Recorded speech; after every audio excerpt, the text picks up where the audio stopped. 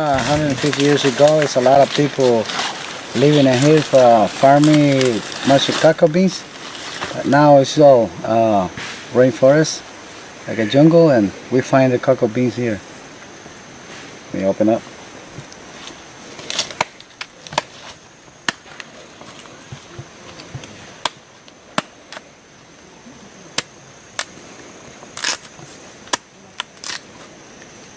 It's not ripe, but it's good to shoot.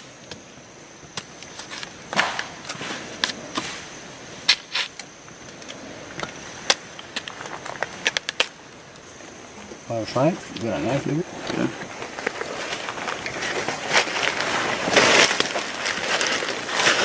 Only the white part. They got a seed into it. How does it taste? If you want to eat the seed, you can eat it too. It's delicious. It's absolutely fantastic. Okay, this is a palm we call it sweeta. You can not have anything for it. You can eat this part. Pull it up, pull it up. Now you can eat this part. All that white part is carbs. The white part. Almost Like like the white celery. part? Yeah, this part. Tastes like celery. It does. It's like a heartier celery. Thicker. Good. Hey, Fibrous. You don't have nothing to eat. This. It's Good. like a palm. So one of the most abundant source of food in the jungle is heart of palm. Some of the identifying features are these leaves right here, spread around like this. And then you have the root. It's elevated like this. They also call it a walking palm. There's plenty of food on this thing. So let's just cut it down. Oops, watch out.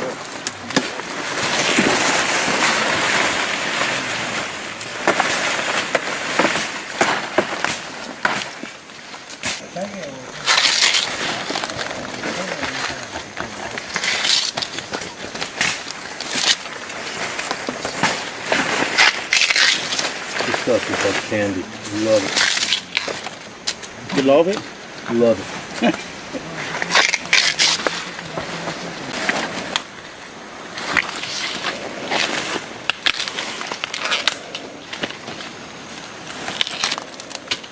All this is sellable.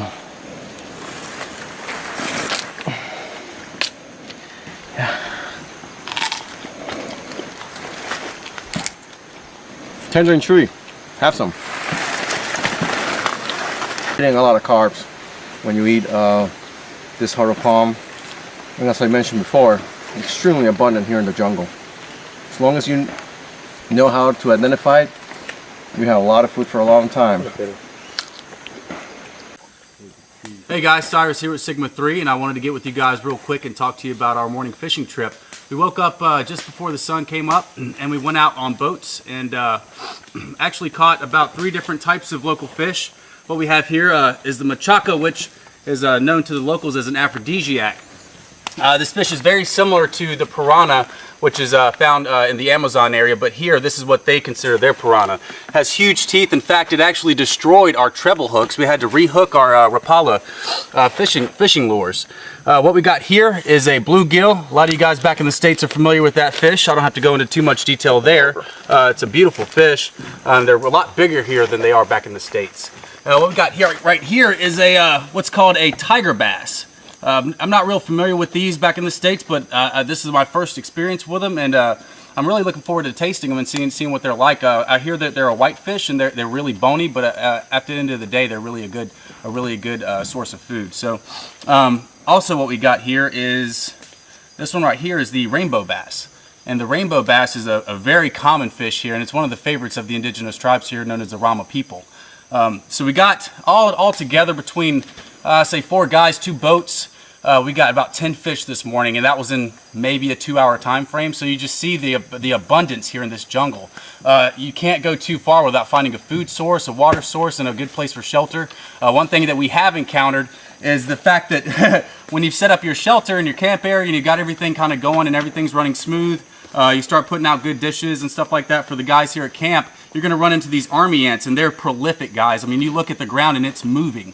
It's really an incredible experience, but it's also a reason why you read about a lot of guys in the jungle. They're moving around a lot. They're changing their areas, not only for resources and there we go, not only for resource change, but also because they wanted to get away from these army ants, because if you're there too long, you're attracting a lot more throughout. It's an exponential problem. So looks like we've got some army ants kind of taking over our spot here, eating any leftovers that we have from the fish last night. And these suckers have a hell of a bite too.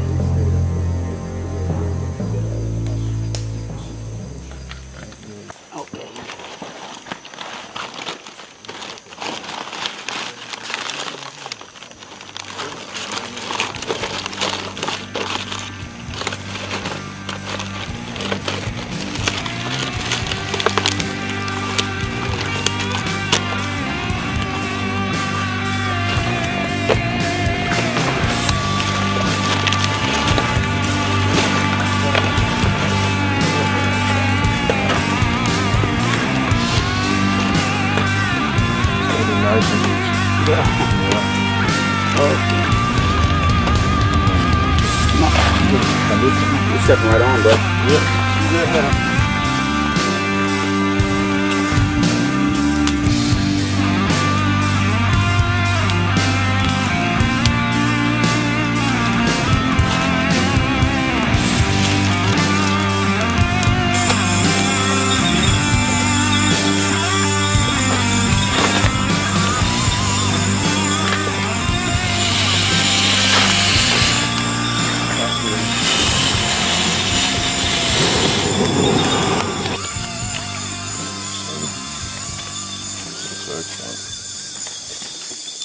It is.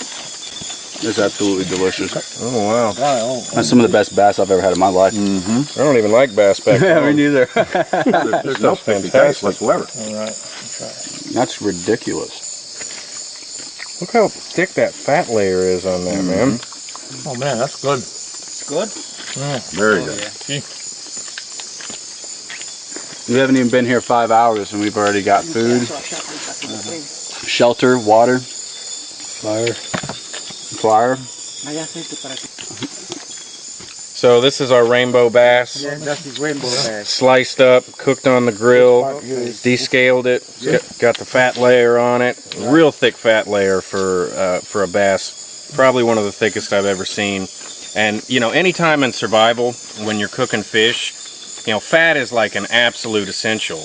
And so when you cook your fish, you typically want to scale them, because if you don't scale them, you end up losing that fat if you peel it off later. So this is a great way of eating these fish. You're getting a high amount of calories. It's super simple. 4 Y sticks, throw up a grill, throw some palm leaves on it, and throw it on the fire, and it's ready to eat.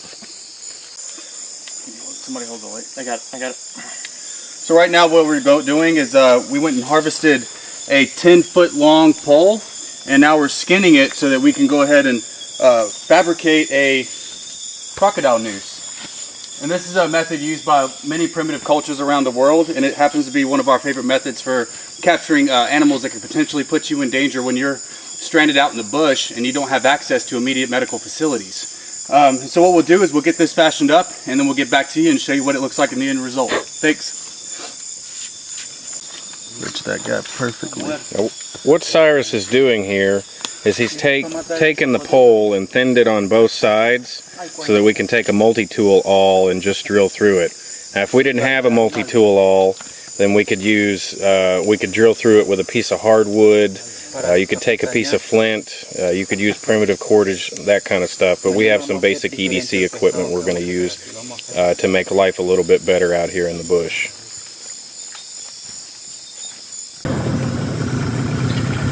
Alright everybody, we're taking off on the boat right now, and we're going to head out and see if we can't find some small caiman that we're going to try to hook up with this noose, and you know, any other game of opportunity with the tools that we have out now. We're going to use flashlights, and you know, obviously we're using some modern methods, but you know, everybody brings an EDC. You're stupid if you don't into the jungle. You see see the red eyes? Just one, okay? Yep. Red eyes, right? Yeah, we saw one last night, huh? Yep. And they shine bright. Real bright.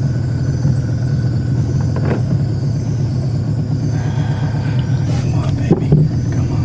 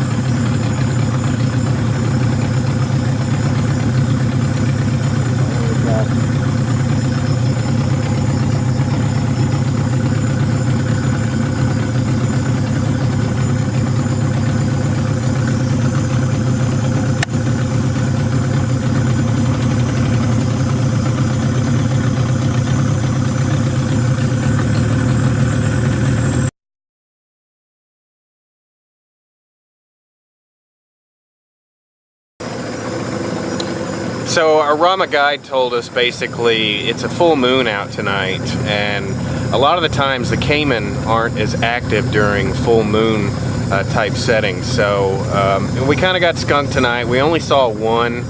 We got within about 10 yards of it, but it ended up getting away. So hopefully we're going to come out again tomorrow night and give it another run. So guys, we broke camp earlier at our original location, and we made an insertion here at Silico Lake about 2 hours ago, and within that time frame we were able to put food on the table. Not only this red meat, which is a gute, which is a relative of the Paco family, we also brought in 10 different snook. And this contraption that I have here is what's called a bushcraft noose, and it's really simple, guys. All you got to do is get a 10-foot pole. You want to pair it on both sides so that it's nice and square, and then drill a hole through and run your paracord or any kind of cordage through this that hole, and then tie yourself a trapper's knot or a slip knot. It's really simple, guys. Try not to overcomplicate it. The easier the better a lot of times in the bush, and as you can see, it worked just fine getting us food on the table this evening. Thanks for watching.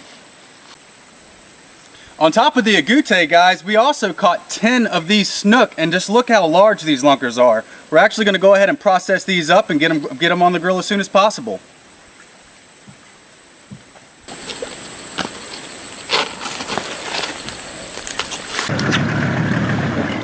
Right now the guys are going to go for some breadfruit, which is our favorite. It's like French fries. You can see the tree here. It's a breadfruit tree. Best tree ever in the jungle. Look at that. Quítate la bota.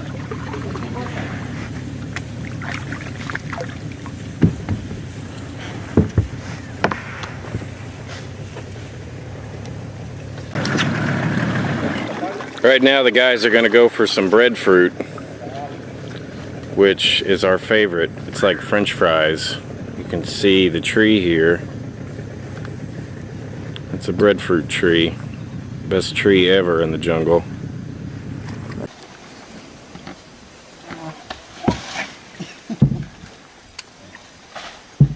Crazy how he's doing that with socks on.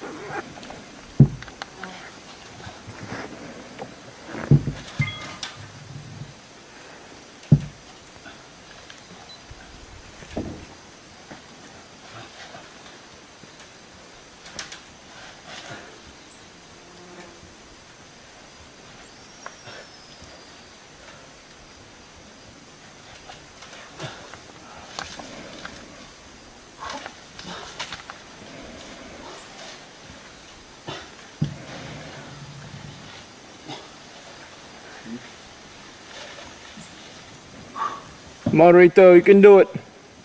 Woo. There's some of that breadfruit, buddy.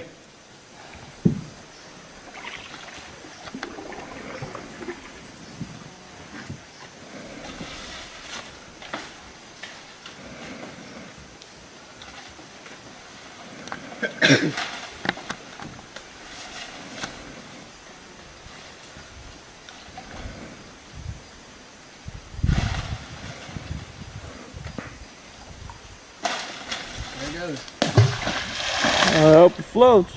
It does. All right.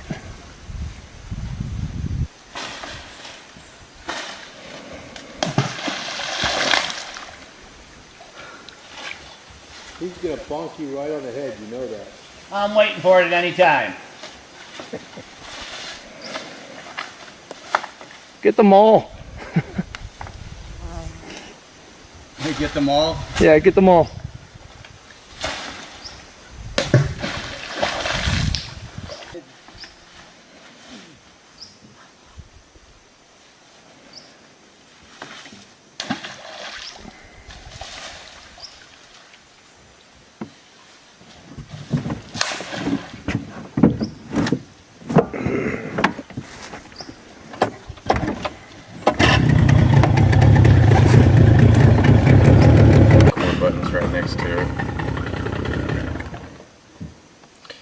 Alright guys, so Rito climbed that tree in amazing fashion, and the way that he did it was he took a stick that he used to he would prop it up in the limb of one of the lower limbs of the breadfruit tree, and he would use that stick to climb up it, and then once he got to the lower limbs he just pulled the stick up behind him and then knocked down the breadfruit with the stick. It's just absolutely genius. Got to have a little bit of upper body strength, but these guys are fantastic at this stuff.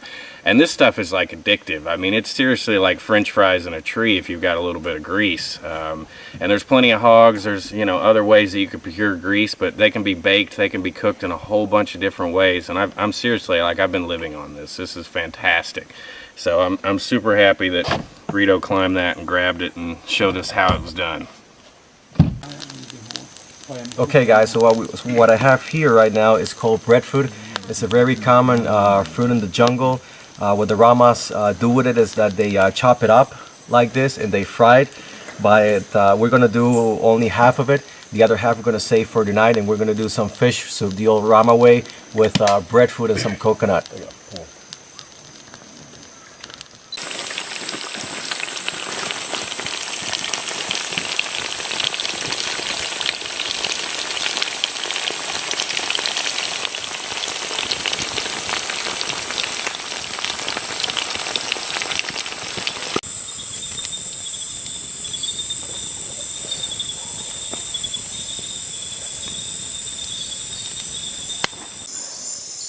Alright guys, Cyrus here, back with you. Just want to talk to you a little bit about the setup we did here. We threw up a couple Y sticks. We got 4 Y sticks here, and then a couple crossbars here to support the grill setting that we put up here to cook our agouti. And I got to tell you guys, it's absolutely amazing. It actually tastes a little bit like a cross between steak and chicken. Chicken being the texture, steak being the flavor, obviously. This stuff is great, guys. We also took the liberty of roasting some of this heart of palm. And this is not the bitter version of heart of palm. It's actually the sweeter version. It tastes a lot like celery, kind of with a cabbage texture to it. So just stay tuned, guys. We'll be right back with you, and we'll have more coming up. So we were out chasing chickens, and Narciso's wife was going to cook us a nice dinner before we go into the jungle, and we just happened to run into this nice snake, so we decided, what the heck, we're going to fry him up as well. He's about, I don't know, 6-7 foot long, and the way we like to do it, or at least the way I like to do it, is we cut them up, we skin them, we cut them up into medallions, and lightly fry them with a little bit of spices, and they are really, really tasty. So I've never personally eaten a jungle snake, so I've eaten hundreds of them back home, and I love them. So this is going to be quite the treat. I'll lean up against this tree over here. I'm not moving, huh?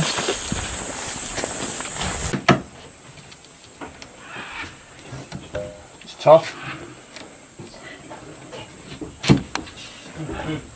There's no one standing there.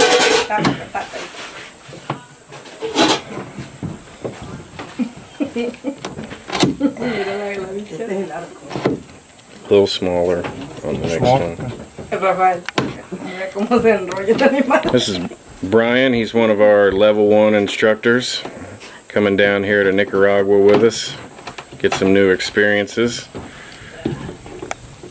Cleaning the snake in traditional Nicaraguan jungle kitchen. Really nice setup. Got nicer cast iron than I do.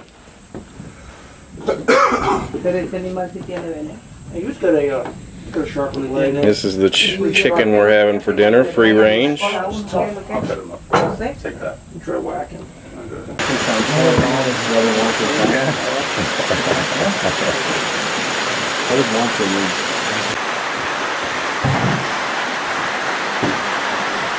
We got fried rainbow fish, bass, fried snake, chicken soup, and a little bit more to come.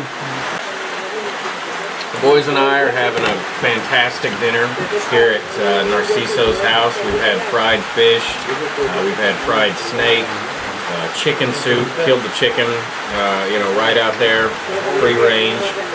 And his wife cooked it up for us. It's been really fantastic. We've seriously enjoyed our time here. It's been a real honor to have, for them to have us into their home and, have them teach us a few things and show us his lifestyle and just tell them a little bit about the food, guys. Steak is fantastic. A little bit of lemon on them. Put some wild game seasoning. Not a whole lot of meat on it, but it's very, very good. The soup, chicken soup, let me tell you, almost as good as mine. You know, I'm just bragging a little here, but there's potatoes in it, and I believe they said there's some bananas. It's got a little bit of spice to it. Fabulous. I mean, excellent, excellent. I had the rainbow bass, and it was one of the meatiest fishes that I've eaten since I've been here. It's absolutely great. Definitely worth the trouble to fry it.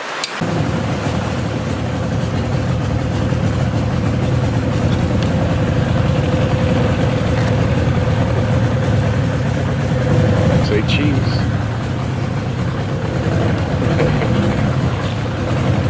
So right now we're headed to Narciso's. He lives down kind of a little bit of a treacherous looking swampy area, but it's a nice little canal. It's red, probably has lots of tannic acids in it. So we should be there any minute.